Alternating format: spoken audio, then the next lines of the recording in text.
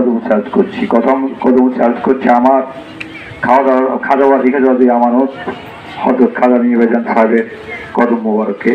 কদম চার্জ করছি জাকের পার্টির মাননীয় চেয়ারম্যান, জাতীয় ঐক্যের মহানায়ক, হিজবুল্লাহর ইমাম, জাকের পার্টির মহামান্য চেয়ারম্যান হযরত খাজা মির্জা সাহেবের কদম মোবারকে। উপস্থিত আজকে এই সবার প্রধান বক্তা, বিশেষ বক্তা, প্রধান অতিথি, বিশেষ অতিথি ও জাকের পার্টির সহযোগী সংগঠনের নেতৃবৃন্দ ও আওয়ামী লীগের নেতৃবৃন্দ ও অন্যান্য দলের নেতৃবৃন্দ, সবাই আমার সালাম গ্রহণ করুন। আসসালামু আলাইকুম ওয়া রাহমাতুল্লাহি ওয়া বারাকাতুহু।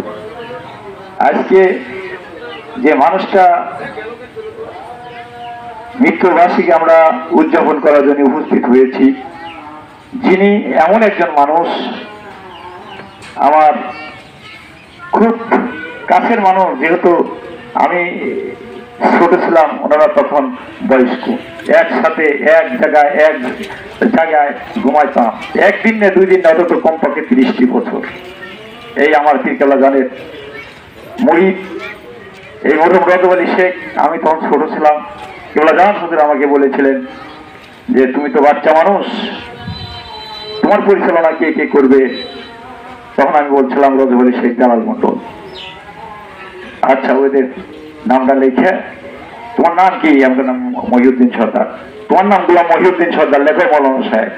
আমার কেবলা জান হুজুর আমাদেরকে উপাধি দিয়ে সেদিন সেই পরিচালক হিসেবে আজকে আমার পাশে 30টি বছর, যখন যে সময় এই জালাল মন্ডল আর এই রজব আলী শেখ, আজিউল হক মুন্সি, যারা আমি ছোট বয়সে যারা ছিল, তারা আমাদের যারা হেল্প করছে, তারা আজকে আসলে আমাদের জালাল মন্ডল নাই, রজব আলী শেখ নাই।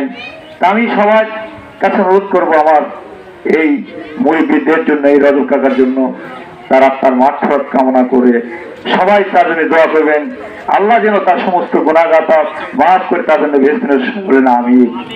তা যাই হোক, ইফতারের সময় কথা ছিল অনেক, বলার আসলে সময় নাই। এখন আমাদের মৌলানা সাহেব ক্যাম্প করবে, ক্যাম্পের পর পাকলা ফাতিহা শরীফ পড়বো, পাকলা ফাতিহা শরীফ পরে আমরা দোয়া করব। এখন আপনাদের সামনে